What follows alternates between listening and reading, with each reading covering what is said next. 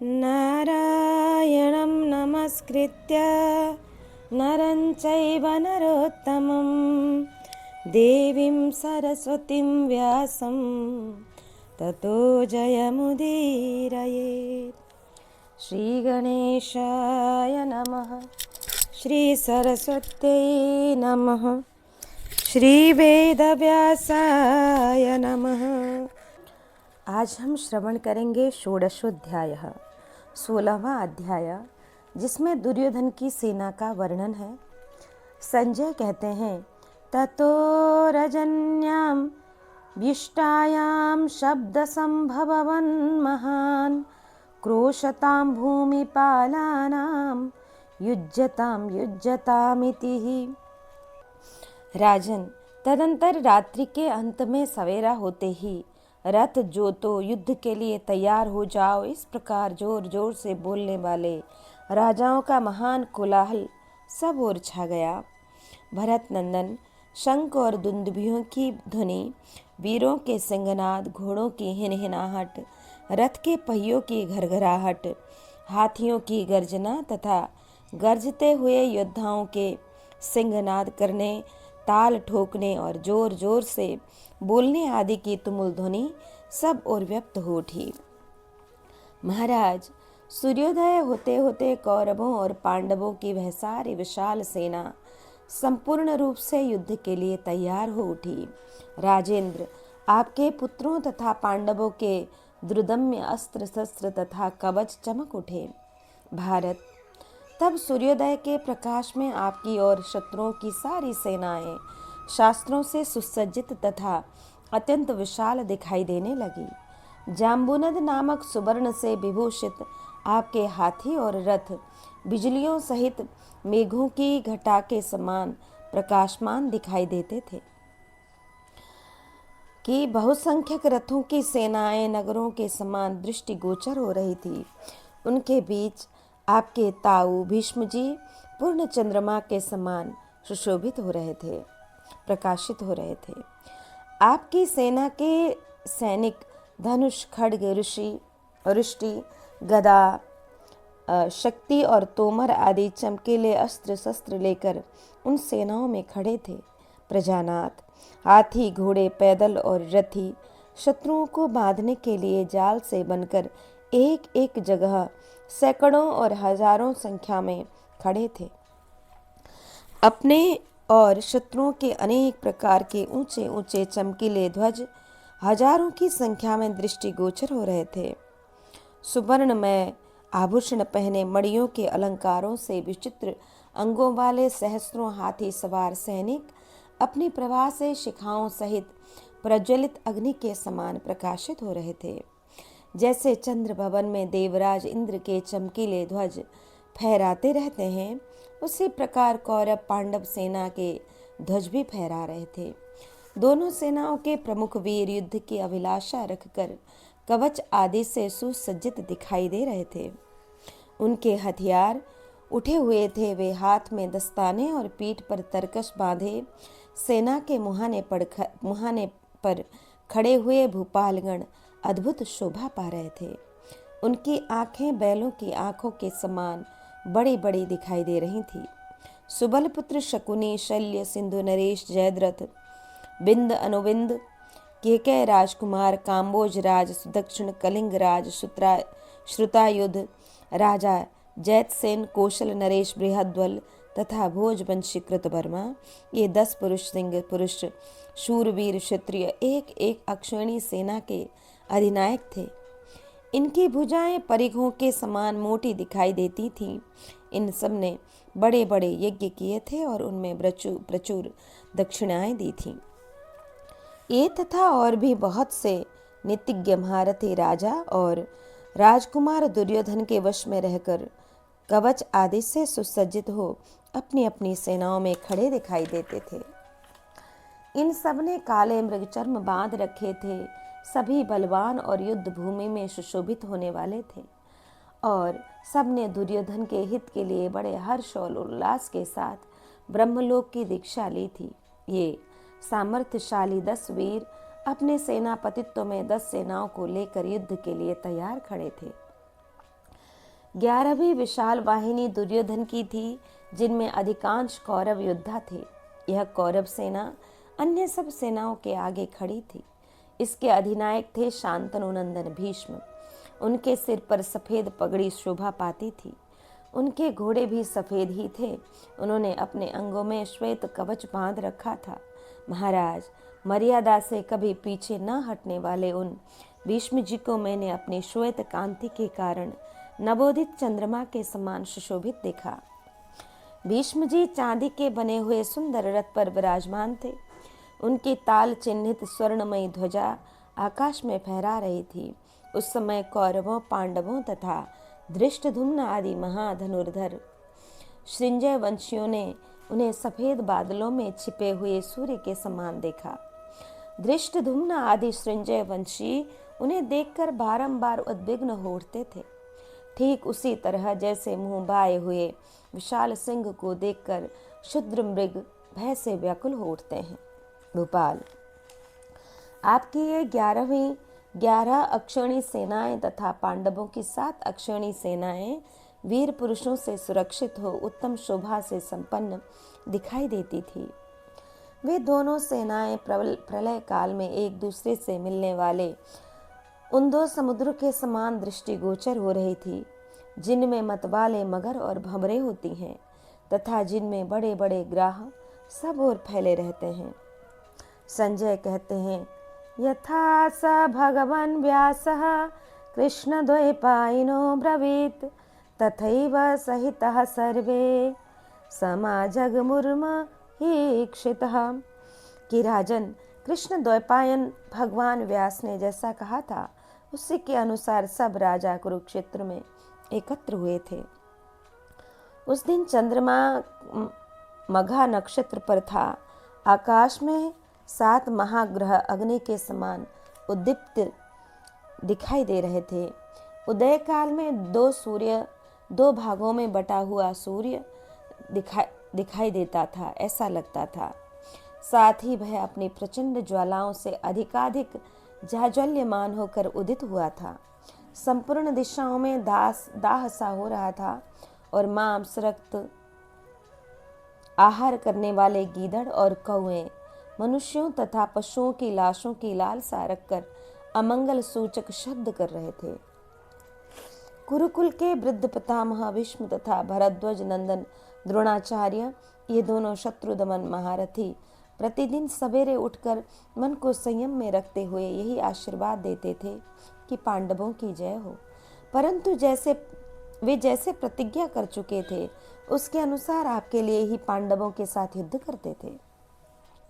उस दिन संपूर्ण धर्मों के विशेषज्ञ ताऊ देवव्रत भीष्म जी सब राजाओं को बुलाकर उनसे इस प्रकार बोले, क्षत्रियों, यह युद्ध तुम्हारे लिए स्वर्ग का खुला हुआ विशाल द्वार है। तुम लोग इसके द्वारा इंद्र अथवा ब्रह्मा जी का सालोक्य प्राप्त करोगे।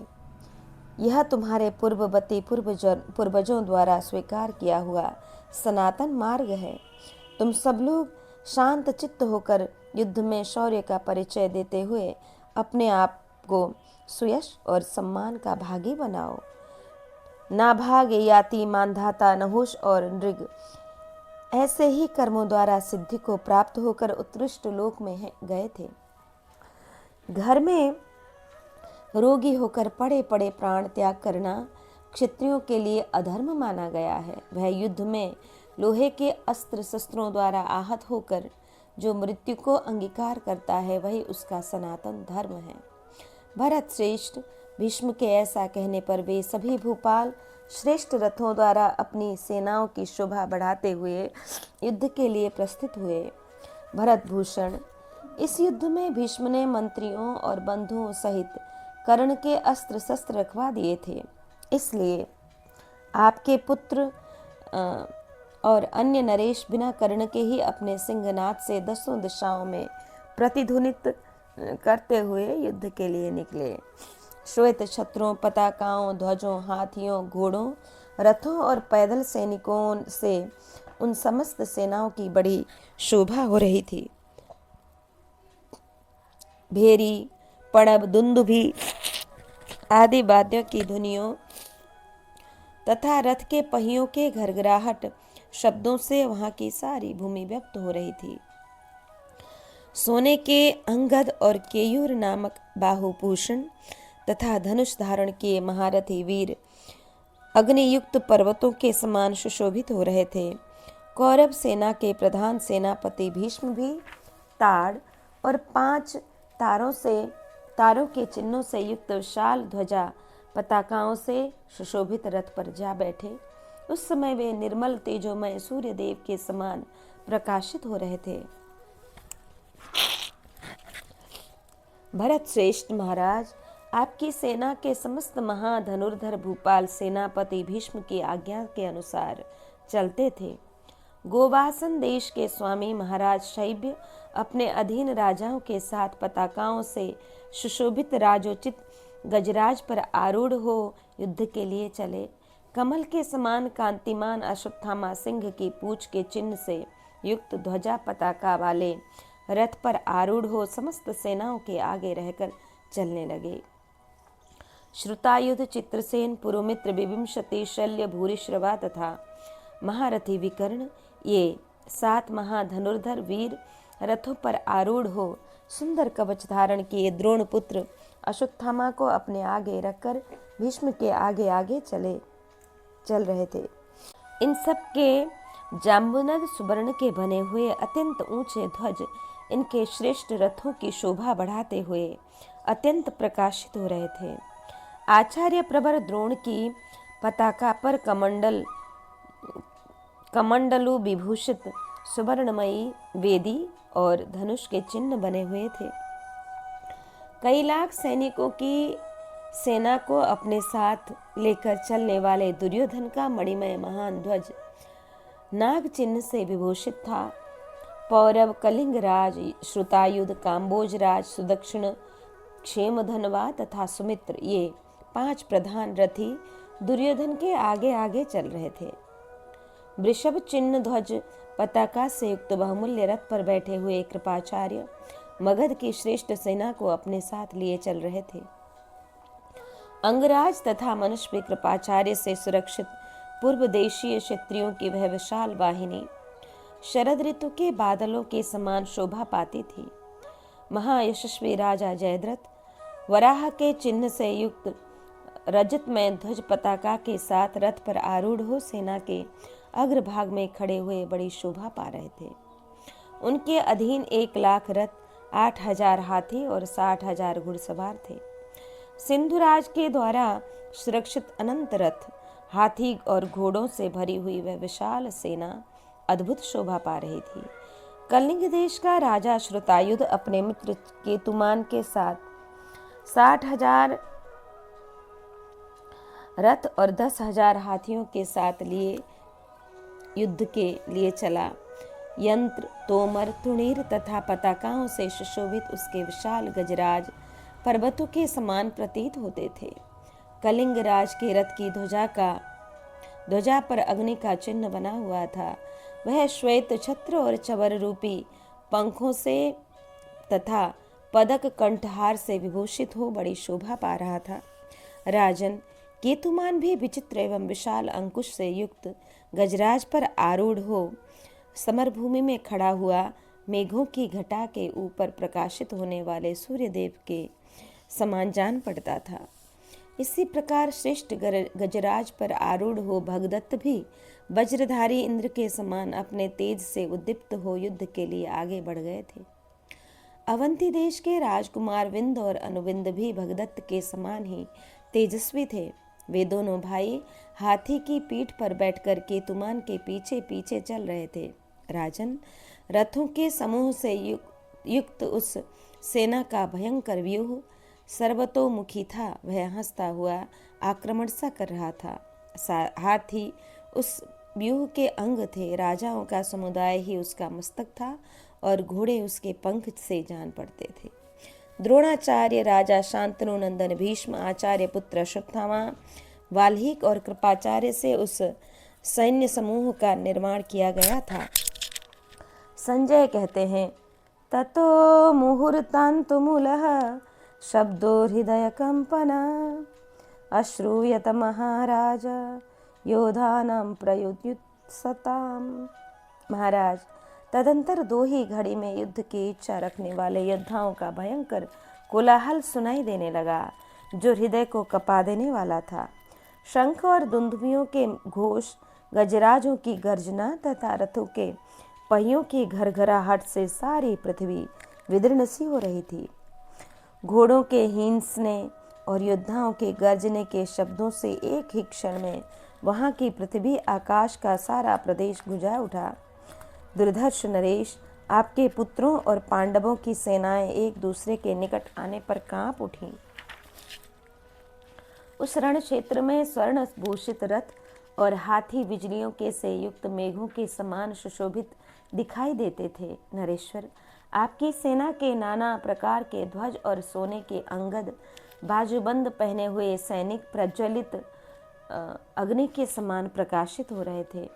भारत अपनी ओर शत्रु की सेना के चमकीले ध्वज इंद्र भवन में फहराने वाले देवेंद्र के ध्वजों के समान दिखाई देते थे।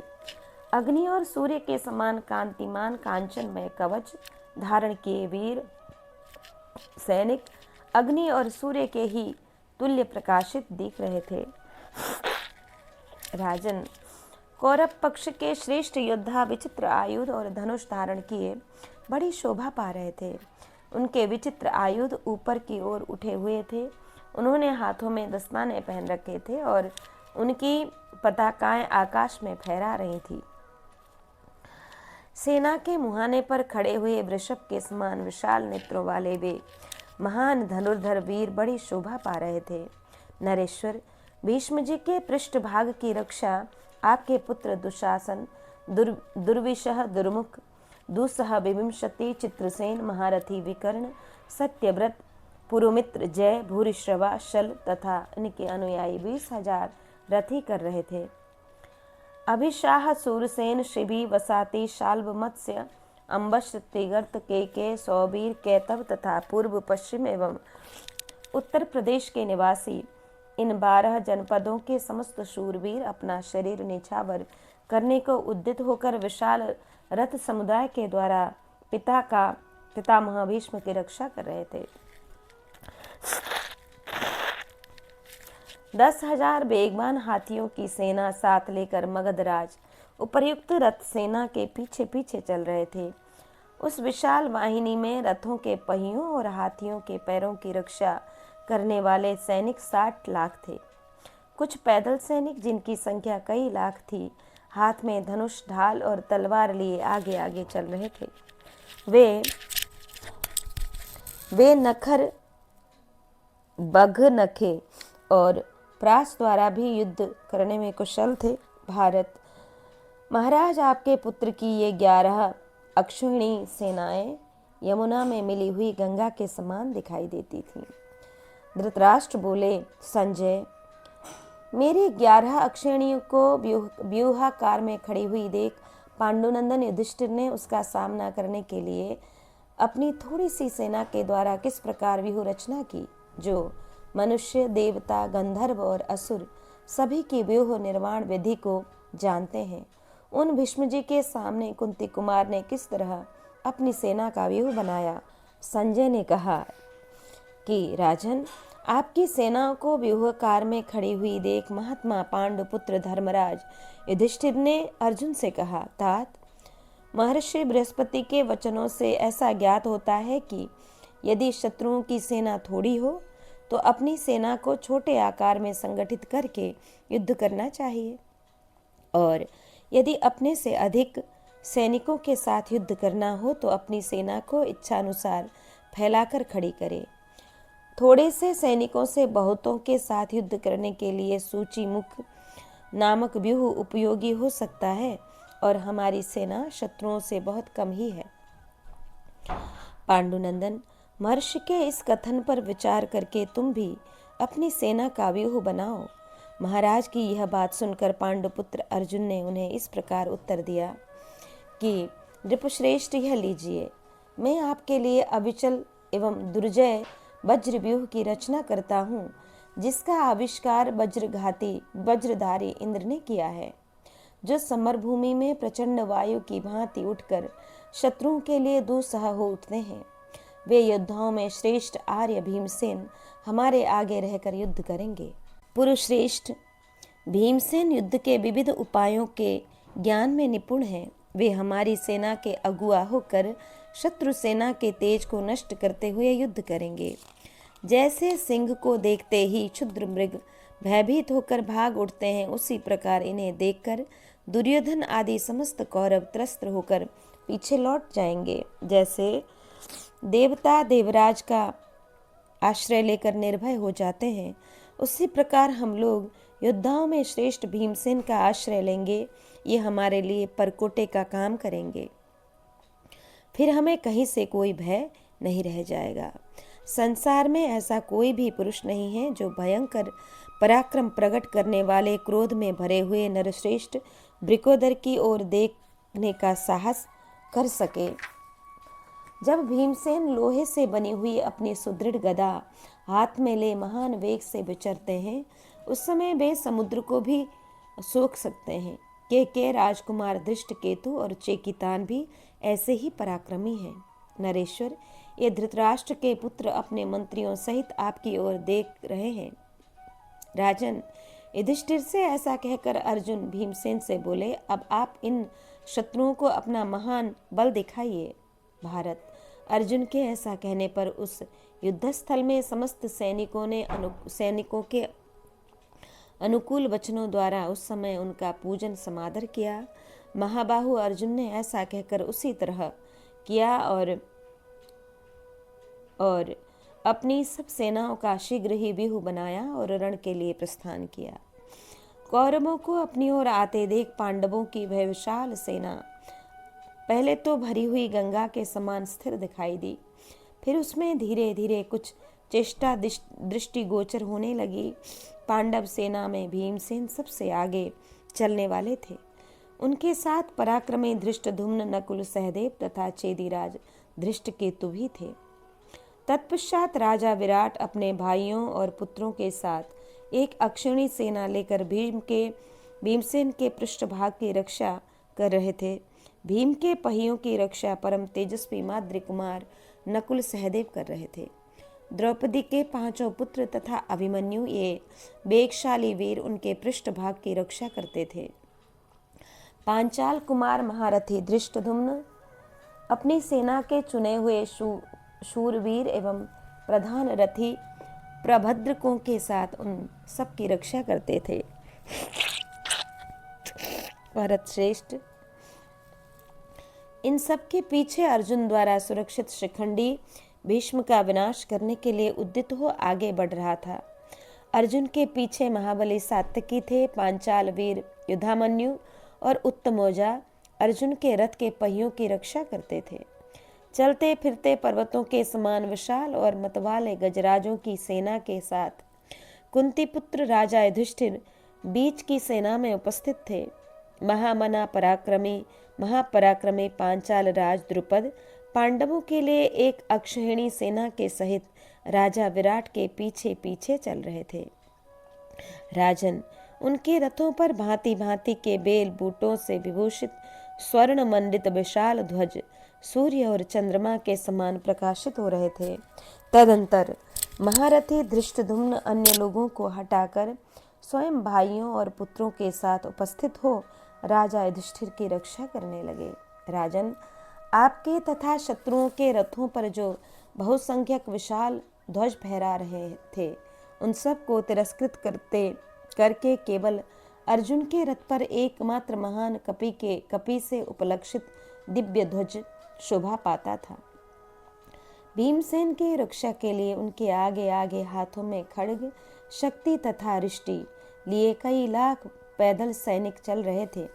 राजा युधिष्ठिर के पीछे वर्षा काल के मेघों की भांति तथा पर्वतों के समान ऊंचे ऊंचे 10,000 गजराज जा रहे थे। उनके गंडस्थल से फूटकर मद की धारा बह रही थी। वे सोने की जालीदार झूलों से उद्दीप्त हो रहे थे। उनमें शौर्य भरा था। वे मेघों के समान मद की बूंदें बरसाते थे। उनसे कमल के समान सुगंध निकलती थी और वे सभी बहुमूल्य थे। दुर्जय वीर महामनस्वी भीमसेन हाथ में परिग के समान मोटी एवं भयंकर गदा लिए अपने साथ विशाल सेना को खींच लिए जा रहे थे। उस समय सूर्य की भांति उनकी ओर देखना कठिन हो रहा था। वे आपकी सेना को संतप्त से कर रहे थे। निकट आने पर समस्त योद्धा उनकी ओर आंख उठाकर देखने में भी समर्थ न हो सके। यह वज्र नामक व्यूह सर्वथा भय रहित तथा सब ओर से मुख वाला था। उसके ध्वज के निकट सुवर्ण भूषित धनुष विद्युत के समान प्रकाशित होता था। गांडीवधारी अर्जुन के द्वारा ही वह भयंकर व्यूह सुरक्षित था। पांडव लोग जिस व्यूह की रचना करके आपकी सेना का सामना करने के लिए खड़े थे, वह उनके द्वारा सुरक्षित होने के कारण मनुष्य लोक में अजेय था। सूर्योदय के समान जब सभी सैनिक संध्योपासना कर रहे थे, बिना बादल के ही पानी की बूंदों के साथ हवा चलने लगी। उनके साथ मेघ की सी गर्जना भी होती थी। वहां सब और नीचे बालू और कंकड़ बरसाती हुई तीव्र वायु चल रही थी, बह रही थी। उस समय इतनी धूल उड़ी कि जगत में घोर अंधकार छा गया। भरत श्रेष्ठ पूर्व दिशा की ओर मुंह करके खड़ी भारी उल्का गिरी और उदय होते सूर्य से टकराकर बड़े जोर की आवाज के साथ बिखर गई। भरत भूषण, जब उभय पक्ष की सेनाएं युद्ध के लिए पूर्णतः तैयार हो गईं, उस समय सूर्य की प्रभा फीकी पड़ गई और भारी आवाज के साथ धरती कांपने लगी। भरत श्रेष्ठ, उस समय ऐसा जान पड़ता था मानो पृथ्वी विकट नाद करती हुई फटी जा रही है। राजन, संपूर्ण दिशाओं में अनेक बार वज्रपात के समान भयंकर शब्द प्रकट हुए। तीव्र वेग से धूल की वर्षा होने लगी। कुछ भी सूझ नहीं पड़ता था। सहसा वायु के वेग से ध्वज हिलने लगे। पताका सहित वे ध्वज सूर्य के समान तेजस्वी जान पड़ते थे। उन्हें सोने के हार और सुंदर वस्त्रों से सजाया गया था। उनमें छोटी छोटी घंटियों के साथ झालरें बंधी थीं, जिनके मधुर शब्द सब ओर फैल रहे थे। इस प्रकार उन महान ध्वजों के शब्दों से ताड़ के जंगलों की भांति उस रणभूमि में सब ओर झनझन की आवाज हो रही थी। इस प्रकार युद्ध से आनंदित होने वाले पुरुष सिंह पांडव आपके पुत्र की वाहिनी के सामने व्यूह बनाकर खड़े थे और हमारे योद्धाओं की रक्त और मज्जा भी सुखाई देते थे। गदाधारी भीमसेन को आगे खड़ा देख हमारी सारी सेना भयभीत हो रही थी। धृतराष्ट्र ने पूछा, सूर्योदय संजय केनु पूर्वम योत्सवो ऋष्यमाणा इवासन मामका वा भीष्मनित्रः समीपे पांडवा वा भीमनित्रास्तदानीम। संजय, सूर्योदय के समय किस पक्ष के योद्धा युद्ध की इच्छा से अधिक हर्ष का अनुभव करते हुए से जान पड़ते थे? भीष्म के नेतृत्व में निकट आए हुए मेरे सैनिक अथवा भीमसेन की अध्यक्षता में आने वाले पांडव सैनिक, उस समय कौन अधिक प्रसन्न थे? चंद्रमा, सूर्य और वायु किनके प्रतिकूल थे? किनकी सेना की ओर देखकर हिंसक जंतु भयंकर शब्द करते थे? किस पक्ष के नवयुवकों के मुख की कांति प्रसन्न थी? ये सब बातें तुम मुझसे ठीक ठीक बताओ। संजय बोले, नरेंद्र, दोनों ओर की सेनाएं समान रूप से आगे बढ़ रही थी। दोनों ओर के व्यूह में खड़े हुए सैनिक हर्ष से उल्लसित थे। दोनों ही सेनाएं वन श्रेणियों के समान आश्चर्य रूप प्रतीत होती थी और दोनों ही हाथी, रथ एवं घोड़ों से भरी हुई थी। भारत दोनों ओर की सेनाएं विशाल, भयंकर और दुस्सह थीं। मानो विधाता ने दोनों सेनाओं को स्वर्ग की प्राप्ति के लिए ही रचा था। दोनों में ही सत्पुरुष भरे हुए थे। आपके पुत्र कौरवों का मुख पश्चिम दिशा की ओर था और कुंती के पुत्र उनसे युद्ध करने के लिए पूर्वाभिमुख खड़े थे। कौरव सेना दैत्यराज की सेना के समान जान पड़ती थी और पांडव वाहिनी देवराज इंद्र की सेना के समान प्रतीत होती थी। पांडव सेना के पीछे की ओर से हवा चल रही थी और आपके पुत्रों की ओर देखकर हिंसक जंतु बोल रहे थे। आपके पुत्र की सेना में जो हाथी थे, वे पांडव पक्ष के गजराजों के मदों की तीव्र गंध नहीं सह पा रहे थे। दुर्योधन कमल के समान कांति वाले मदस्त्रावी गजराज पर बैठकर कौरव सेना के मध्य भाग में खड़ा था। उसके हाथी पर सोने का हौदा कसा हुआ था और पीठ पर सोने की जाली बिछी हुई थी। उस समय बंदी और मागध जन उसकी स्तुति कर रहे थे। उसके मस्तक पर चंद्रमा के समान कांतिमान श्वेत छत्र तना हुआ था और कंठ में सोने की माला सुशोभित हो रही थी। गांधार राज शकुनी गांधार देश के पर्वतीय योद्धाओं के साथ आकर दुर्योधन को सब ओर से घेर कर चल रहा था। हमारी संपूर्ण सेना के आगे बूढ़े पितामह भीष्म थे। उनके सिर पर श्वेत रंग की पगड़ी थी और श्वेत वर्ण का ही छत्र तना हुआ था। उनके धनुष और खड्ग भी श्वेत ही थे और वे श्वेत शैल के समान प्रकाशित होने वाले श्वेत घोड़ों और श्वेत ध्वज से सुशोभित हो रहे थे। उनकी सेना में आपके सभी पुत्र बालिक सेना का एक अंश शल और अम्वष्ठ सौवीर सिंधु तथा पंचनद देश के सूरवीर क्षत्रिय विद्यमान थे। उनके पीछे प्रायः समस्त राजाओं के गुरु उदार हृदय वाले महामना द्रोणाचार्य हाथ में धनुष लिए लाल घोड़ों से जुते हुए सुवर्णमय रथ में बैठकर भूमिपाल की भांति युद्ध के लिए जा रहे थे। वृद्ध क्षत्र का पुत्र जयद्रथ, भूरिश्रभा, पुरुमित्र, जय, शाल्व और मत्स्य देशीय क्षत्रिय तथा सब भाई के राजकुमार युद्ध की इच्छा से हाथियों के समूह को साथ ले संपूर्ण सेना के मध्य भाग में स्थित थे। महान धनुर्धर और विचित्र रीति से युद्ध करने वाले गौतम वंशीय महामना कृपाचार्य गुरुतर भार ग्रहण करके शक, किरात, यवन तथा पल्लव सैनिकों के साथ कौरवों के सेना के बाएं भाग में होकर चल रहे थे।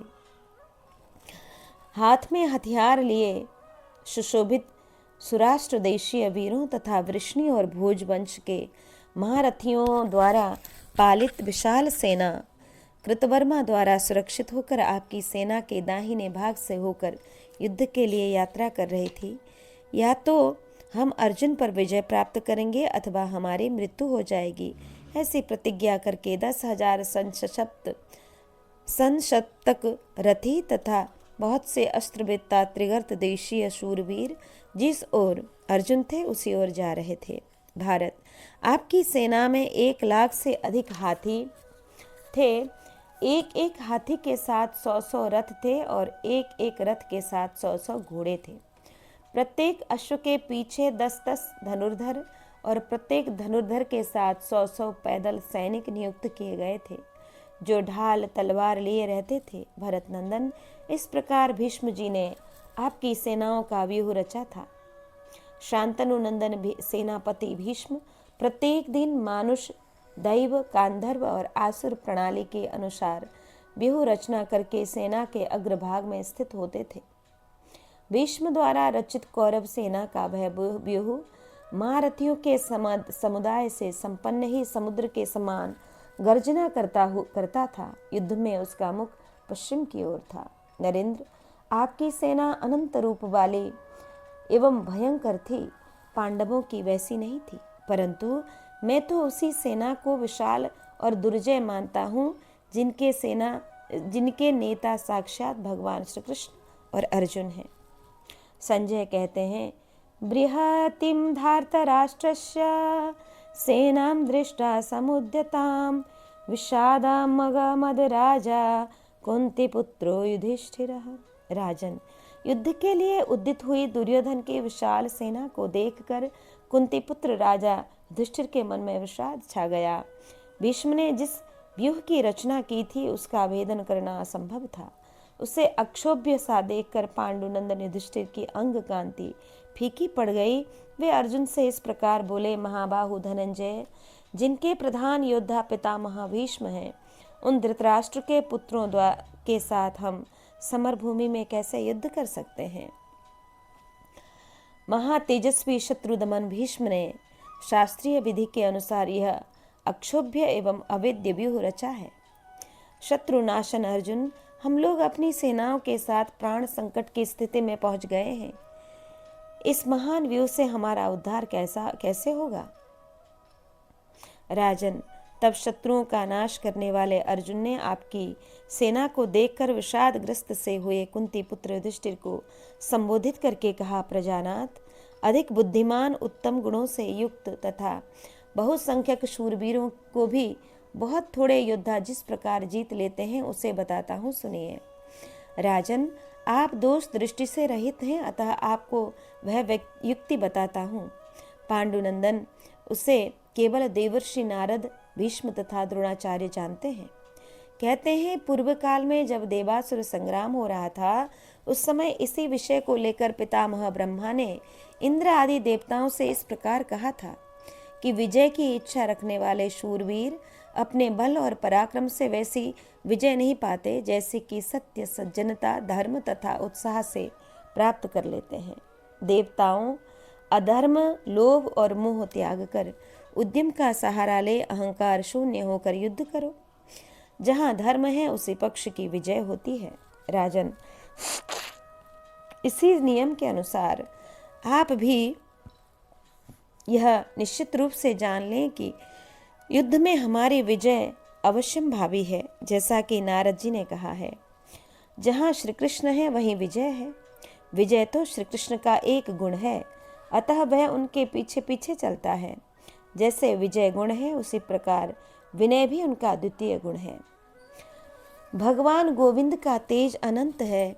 वे शत्रुओं के समुदाय में भी कभी व्यथित नहीं होते, क्योंकि वे सनातन पुरुष परमात्मा है। अतः जहाँ श्री कृष्ण है वहीं विजय है। ये श्री कृष्ण कहीं भी प्रतिहत या अवरुद्ध न होने वाले ईश्वर हैं। इनका बाण अमोघ है। ये ही पूर्व काल में श्री हरि रूप में प्रकट हो वज्र गर्जन के समान गंभीर वाणी में देवताओं और असुरों से बोले, तुम लोगों से किसी की विजय हो। उस समय जिन लोगों ने उनका आश्रय लेकर पूछा, कृष्ण, हमारी जीत कैसे होगी, उन्हीं की जीत हुई। इस प्रकार श्री कृष्ण की कृपा से ही इंद्र आदि देवताओं ने त्रिलोकी का राज्य प्राप्त किया है। अतः भारत, मैं आपके लिए किसी प्रकार की व्यथा या चिंता होने का कारण नहीं देखता, क्योंकि देवेश्वर तथा विश्वंभर भगवान श्री कृष्ण आपके लिए विजय की आशा करते हैं। संजय कहते हैं, भरत श्रेष्ठ, ततो युधिष्ठिरो राजा स्वाम सेना समनो दयत प्रतिव्यूहन्न की नानी भीष्मस्य भरत ऋषभः। कि भरत श्रेष्ठ, तदंतर राजा युधिष्ठिर ने भीष्म जी की सेना का सामना करने के लिए अपनी सेना की व्यूह रचना करते हुए उसे युद्ध के लिए प्रेरित किया। कुरुकुल के धुरंधर वीर पांडवों ने उत्तम युद्ध से उत्कृष्ट स्वर्गलोक की इच्छा रखकर शास्त्रोक्त विधि से शत्रु के मुकाबले में अपनी सेना का व्यूह निर्माण किया। व्यूह के मध्य भाग में सब्यसाची अर्जुन द्वारा सुरक्षित शिखंडी की सेना थी और अग्रभाग में भीमसेन द्वारा पालित धृष्टद्युम्न विचर रहे थे। राजन, उस व्यूह के दक्षिण भाग की रक्षा इंद्र के समान धनुर्धर सात्वत शिरोमणि श्रीमान सात्विकी कर रहे थे। राजा युधिष्ठिर हाथियों की सेना के बीच में खड़े एक सुंदर रथ पर आरूढ़ हुए, जो देवराज इंद्र के रथ की समानता कर रहा था। उस रथ में सब आवश्यक सामग्री रखी गई थी। भांति भांति के सुवर्ण तथा रत्नों से विभूषित होने के कारण उस रथ की विचित्र शोभा हो रही थी।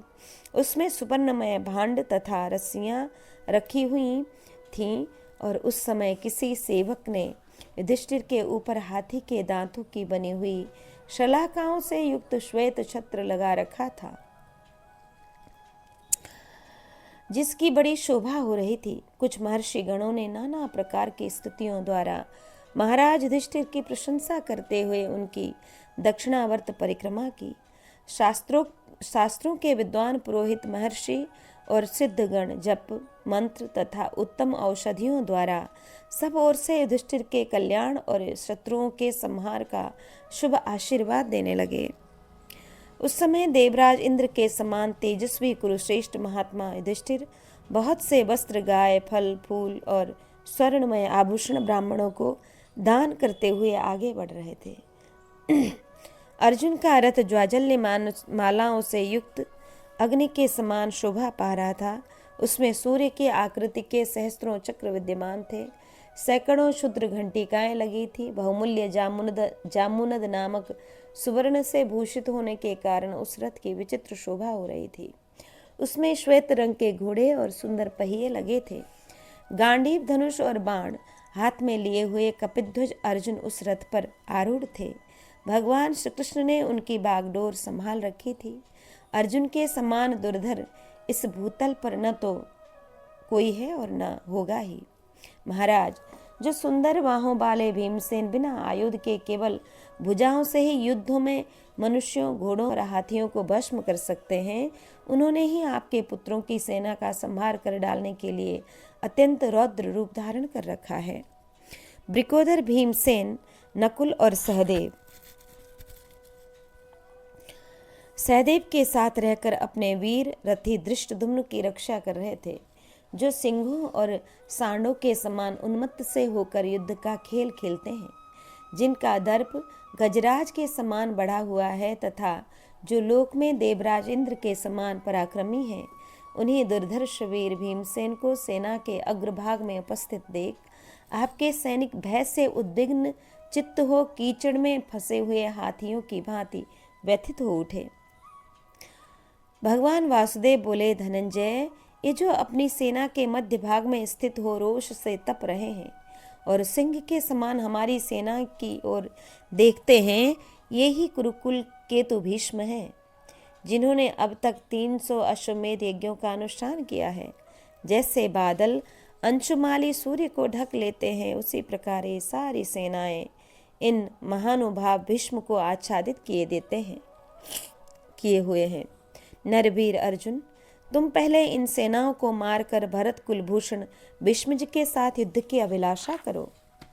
संजय कहते हैं, धार्तराष्ट्र बलम दृष्ट्वा युद्धाय समुपस्थितम अर्जुनस्य हितार्थाय कृष्णो वचनमब्रवीत्।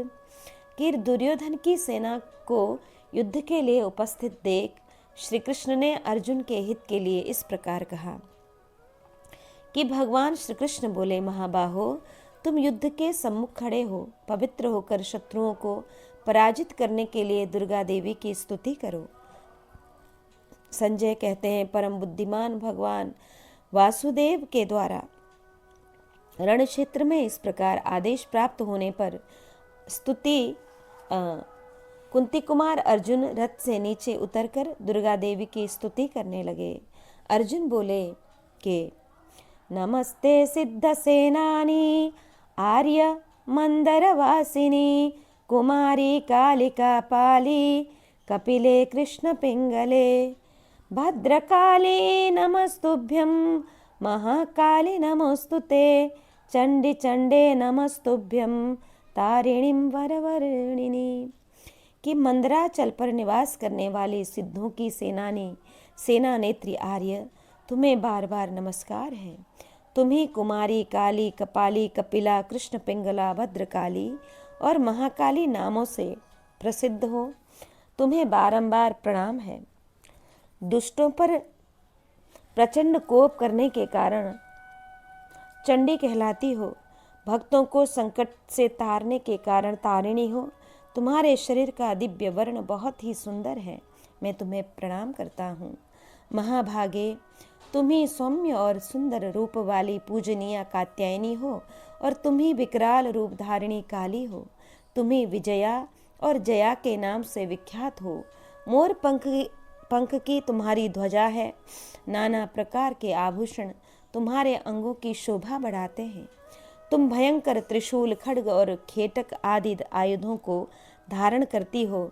नंद गोप के वंश में तुमने अवतार लिया था, इसलिए गोपेश्वर श्री कृष्ण की तुम छोटी बहन हो, परंतु गुण और प्रभाव में सर्वश्रेष्ठ हो। महिषासुर का रक्त बहाकर तुम्ही बड़ी प्रसन्नता हुई थी। तुम कुशिक गोत्र में अवतार लेने के कारण कौशिकी नाम से भी प्रसिद्ध हो। तुम पीतांबर धारण करती हो। जब तुम शत्रुओं को देखकर अट्टहास करती हो, उस समय तुम्हारा मुख चक्रवाक के समान उद्दीप्त हो उठता है। युद्ध तुम्हें बहुत ही प्रिय है। मैं तुम्हें बारंबार प्रणाम करता हूँ। उमा, शाकंभरी, श्वेता, कृष्णा, कैटभ नाशिनी, रणाक्षी, विरूपाक्षी और सुधुम्राक्षी आदि नाम धारण करने वाली देवी, तुम्हें अनेकों बार नमस्कार है। तुम वेदों की श्रुति हो, तुम्हारा स्वरूप अत्यंत पवित्र है। वेद और ब्राह्मण तुम्हें प्रिय हैं। तुम ही जातवेदा अग्नि की शक्ति हो। जम्बू, कटक और चैत्य वृक्षों में तुम्हारा नित्य निवास है। तुम समस्त विद्याओं में ब्रह्म विद्या और देहधारियों की महानिद्रा हो। भगवती, तुम कार्तिकेय की माता हो। दुर्गम स्थानों में वास करने वाली दुर्गा हो। सावित्री, स्वाहा, स्वधा, कला, काष्ठा, सरस्वती, वेद माता तथा वेदांत, ये सब तुम्हारे ही नाम हैं। महादेवी, मैंने विशुद्ध हृदय से तुम्हारा स्तवन किया है। तुम्हारी कृपा से इस रणांगण में मेरी सदा ही जय हो। तुम घोर जंगल में, भयपूर्ण दुर्गम स्थानों में, भक्तों के घरों में तथा पाताल में भी नित्य निवास करती हो। युद्ध में दानवों को हराती हो। तुम ही जंभनी, मोहिनी, माया, ह्रीम, श्रीम, संध्या, प्रभावती, सावित्री और जननी हो। तुष्टि, पुष्टि, धृति तथा सूर्य चंद्रमा को बढ़ाने वाली दीप्ति भी तुम ही हो। तुम ही ऐश्वर्यवानों की विभूति हो। युद्ध भूमि में सिद्ध और चारण तुम्हारा दर्शन करते हैं। संजय कहते हैं, राजन, अर्जुन के इस भक्ति भाव का अनुभव करके मनुष्य पर वात्सल्य भाव रखने वाली माता दुर्गा अंतरिक्ष में भगवान श्री कृष्ण के सामने आकर खड़ी हो गई और इस प्रकार बोली कि देवी ने कहा, स्वल्पेनैव तु कालेन शत्रुञ्जयस्यसि पाण्डव, नरस्त्वामसि दुर्धर्षं नारायण सहायवान्, अजेयस्त्वं रणे क्षीणामपि वज्रवृध स्वयं। पांडुनंदन, तुम थोड़े ही समय में शत्रुओं पर विजय प्राप्त करोगे। दुर्धर्ष वीर, तुम तो साक्षात नर हो। ये साक्षात नारायण तुम्हारे सहायक हैं। तुम रणक्षेत्र में शत्रुओं के लिए अजय हो। साक्षात इंद्र भी तुम्हें पराजित नहीं कर सकते। ऐसा कहकर वरदायिनी देवी दुर्गा वहां से क्षण भर में ही अंतर्ध्यान हो गई। वह वरदान पाकर कुंती कुमार अर्जुन को अपने विजय का विश्वास हो गया। फिर वे अपने परम सुंदर रथ पर आरूढ़ हुए। फिर एक रथ पर बैठे हुए श्री कृष्ण और अर्जुन ने अपने दिव्य शंख बजाए। जो मनुष्य सवेरे उठकर इस स्तोत्र का पाठ करता है, उसे यक्ष, राक्षस और पिशाचों से कभी भय नहीं होता।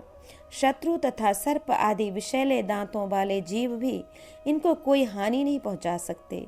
राजकुल से भी इन्हें कोई भय नहीं होता है। इसका पाठ करने से विवाद में विजय प्राप्त होती है और बंदी बंधन से मुक्त हो जाता है। वह दुर्गम संकट से अवश्य पार हो जाता है। चोर भी उसे छोड़ देते हैं। वह संग्राम में सदा विजयी होता और विशुद्ध लक्ष्मी प्राप्त करता है। इतना ही नहीं, इसका पाठ करने वाला पुरुष आरोग्य और बल से संपन्न हो 100 वर्षों की आयु तक जीवित रहता है। यह सब परम बुद्धिमान भगवान व्यास जी के कृपा प्रसाद से मैंने प्रत्यक्ष देखा है। राजन, आपके सभी दुरात्मा पुत्र क्रोध के वशीभूत हो मोहवश यह नहीं जानते हैं कि ये श्री कृष्ण और अर्जुन ही साक्षात नर नारायण ऋषि हैं। ये कालपाश से बद्ध होने के कारण इस समयोचित बात को बताने पर भी नहीं सुनते। द्वैपायन, व्यास, नारद, कण्व तथा पाप शून्य परशुराम ने तुम्हारे पुत्र को बहुत रोका था, परंतु उसने उनकी बात नहीं मानी। जहाँ न्यायोचित वर्ताव, तेज और कांति है, वहाँ ह्रीम, श्रीम और बुद्धि है, तथा जहाँ धर्म विद्यमान है वहीं श्री कृष्ण है, और जहाँ श्री कृष्ण है वहीं विजय है। धृतराष्ट्र ने पूछा, संजय, उस समय किस पक्ष के योद्धा अत्यंत हर्ष में भरकर पहले युद्ध में प्रवृत्त हुए? किनके मन में उत्साह भरा था और कौन कौन मनुष्य दीन एवं अचेत हो रहे थे? संजय, हृदय को कंपित कर देने वाले संग्राम में किन्होंने पहले संग्राम किया, मेरे पुत्रों ने या पांडवों ने? यह मुझे बताओ। किसकी सेनाओं में सुगंधित पुष्पमाला आदि का प्रादुर्भाव हुआ? किस पक्ष के गर्जते हुए योद्धाओं की वाणी उदारतापूर्ण और उत्साहयुक्त थी? संजय ने कहा, राजन, दोनों ही सेनाओं के योद्धा उस समय हर्ष में भरे हुए थे। उभय पक्ष में ही सुगंध और पुष्पहारों का प्रादुर्भाव हुआ था। भरत श्रेष्ठ संगठित व्यूहबद्ध तथा युद्ध विषयक उत्साह से उद्यत हुए दोनों दलों के योद्धाओं की जब मुठभेड़ हुई उस समय बड़ी भारी मारकाट मची थी। राजन, शंख और भेरी आदि वाद्यों का सम्मिलित भयंकर शब्द जब एक दूसरे पर गर्जन तर्जन करने वाले रणवीर शुरों के सिंहनाद से मिला, तब दोनों सेनाओं में महान कोलाहल एवं संघर्ष होने लगा। भरत भूषण एक दूसरे की ओर देखने वाले योद्धाओं, गरजते हुए हाथियों और हर्ष में भरी हुई सेनाओं का तुमुल नाद सर्वत्र व्याप्त हो रहा था। इस प्रकार श्री महाभारत भीष्म पर्व के अंतर्गत श्रीमद् भगवत गीता पर्व में धृतराष्ट्र संजय संवाद विषयक यह 24वां अध्याय पूर्ण हुआ। आज हम इस पारायण को यहाँ विश्राम करके श्री ठाकुर जी के चरण कमल में अर्पित कर दें। जय जय श्री राधे श्याम। श्री कृष्ण चंद्र भगवान की जय।